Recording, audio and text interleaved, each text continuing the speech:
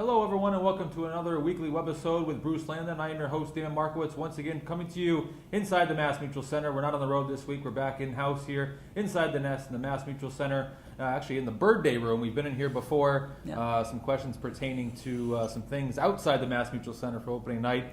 This is the one room where we can actually see the area that was brought up in one of the topics, so we figured we'd sit in here so we can look out these beautiful windows today. Well, we get to see the beautiful sunshine instead of worrying about the rain, and we stayed dry in the whole facility here, which is nice because we've been flooded out before, and with the threat of the hurricane, or the hurricane actually hitting tropical storm, we thought we were going to be underwater maybe. I come down late yesterday afternoon to check the facility out, and the gang here at the Mass Mutual Center did a great job of sandbagging the offices, and everything was dry, so here we are. That's a good thing, and 24 hours later there's not a cloud in the sky, and Irene is gone, which is a good thing.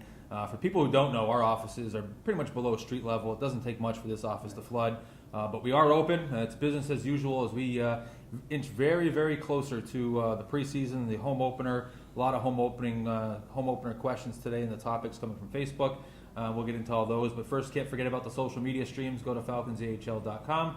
Don't forget about Facebook. Don't forget about Twitter. A lot of great topics, a lot of great feedback, as it's been like that all spring and summer, and we get closer to the fall. It's so hard to believe that the leaves will be falling here soon enough, but that's a good thing because hockey season's right around the corner. Well, I had a lot falling in my backyard yesterday with that wind, but no big tree branches, so I was lucky. Absolutely. Well, let's get right into a bunch of topics. We're coming off of a great event here last week that we held for our season ticket holders and sponsors, the fifth annual barbecue event that we had. The first time we had it not in the West Springfield Elks. We moved it out to Westfield at Amelia Park Ice Arena. Calling it Amelia Park Ice Arena doesn't do it justice. There's so many other things there with the garden, the outdoor rink, but just a phenomenal event. Got a lot of great feedback. I know you were there with majority owner Charlie Pompey. Just recap the event and how it went for you. Well, it was a great event. I'm always the doubting Thomas when it comes to this event, and I'm not afraid to say that. We sit in our staff meeting, we talk about it, and I'm sort of the guy that plays devil advocate, and should we be looking at something else? And the staff, and particularly you, Damon, and probably Bob Oliver, are adamant that we have to do this event, that it's a nice event, and certainly we go ahead with it. And I like just to ask a lot of questions whether we're covered and all the different things that I need to be careful about. But everything was great. It was a wonderful event. Charlie came up with his daughter, Sarah. He had a great time. He was impressed by the turnout. He was impressed by I think as much as anything else, when I talked to him after the event, impressed by the passion and enthusiasm of the fans that showed up. I mean, our diehard fans showed up. The weather was really iffy, whether it was going to be thunderstorms that night, and you made a very smart decision of moving it inside so that we didn't have to scramble if we were outside and it started pouring rain. But it turned out to be just a great night all around. I think what it does, it gets people thinking hockey, and it's a chance for a lot of people who mingle and network at games, who don't see these people all summer long. They sort of get a chance to get back together with them and start talking hockey. And Charlie had a few words to say, and Coach Rob Riley was there, and Brad Larson.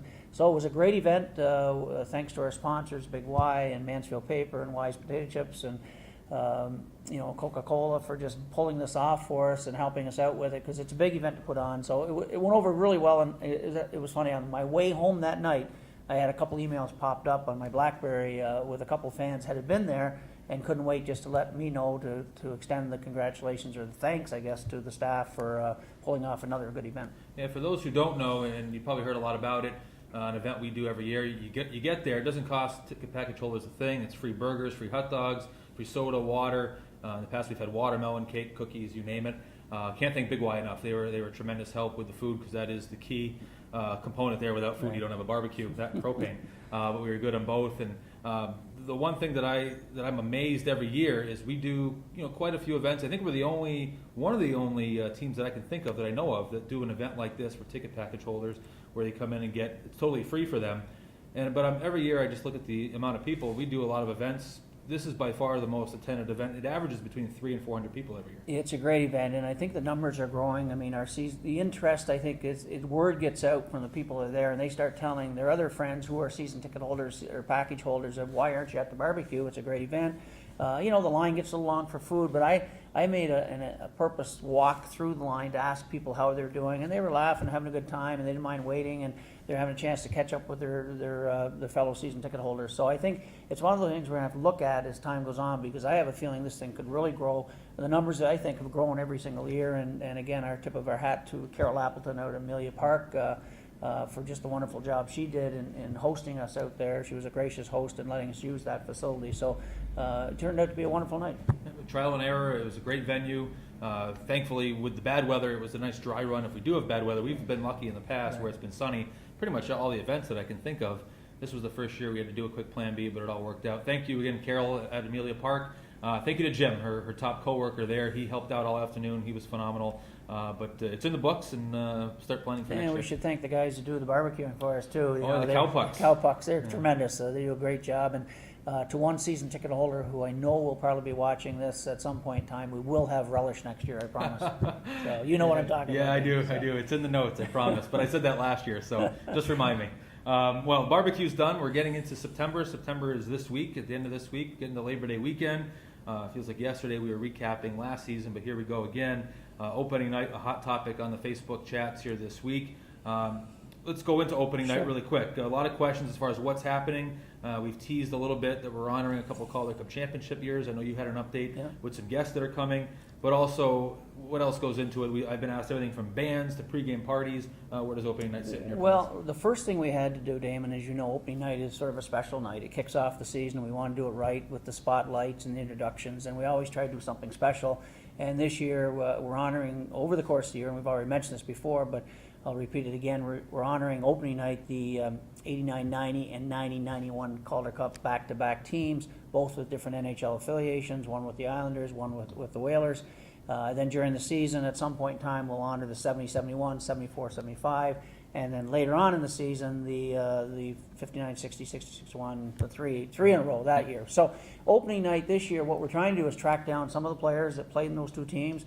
I think it's public knowledge. We've already got commitments from Jim Roberts, who was really, we felt, was the key to this because he was the coach of those back-to-back teams and a really popular figure during those years here.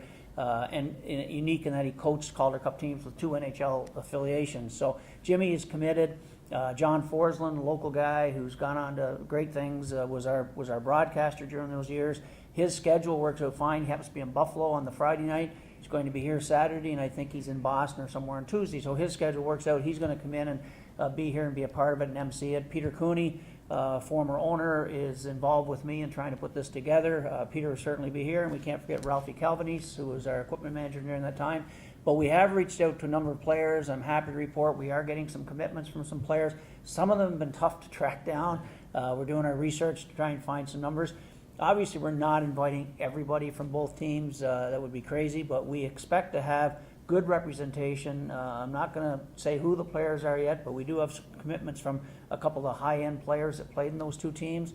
And I think the plan this week, we should start getting a couple more. Peter and I are going to meet again next week. And then once we have we know how many players are coming, then we can sort of put the agenda together, what we're going to do as far as a meet and greet, the actual agenda for that night before the game. And then we'll look at some other things as well, the festivities of the night, which we do all the time, which is something that we'll put into place after we've got the final commitment from our players. When the players do commit, is part of the planning going to be a little meet and greet, or is that kind of too early in the stage? No, I don't think it's too early. I think that will be part of the agenda. We want to set up a place where we can have a meet and greet for fans. There are a lot of our younger fans won't certainly know who some of these guys are. The older fans certainly who remember those back-to-back Calder Cup teams, and especially Jimmy Roberts. I'm sure they'll love the opportunity to come over and shake his hand and say hello to the guys and catch up with what they're all doing now. So we're going to make it a fun event, and like I said, I'm expecting a pretty good, decent turnout of representation from both teams. And then, like I said, then we'll put the agenda together. We have to find out how many guys are coming in on Friday, how many are coming just for the Saturday event, because we still have to plan a weekend for them. There's obviously a major expense involved in this with flights and hotel rooms and taking care of these guys, which we'll do. And as you know, we're wearing special Calder Cup jerseys for all three games, and then they will be auctioned off after the last game with the money to go to charity. It's a great design, great jersey. I think we've shown it on our website. So we've got an awful lot going on, a lot of stuff to plan between now and October 15th, but we'll pull it off as we always do. The one thing that we have to ask our fans like me that were part of those Calder Cups, as a fan, the back-to-backs, just don't bring your armrests to the arena that night. That's for sure. There are some circulating. I'm not going to say I have one because I don't know if I'll get into too much trouble, but don't bring it, don't throw it on the ice for sure. Yeah, for the people who don't remember, back in the days before this beautiful building was renovated, you used to be able to pull the armrests right off, and when things got a little bit crazy, they used to throw the armrest down on the ice, and we've gotten away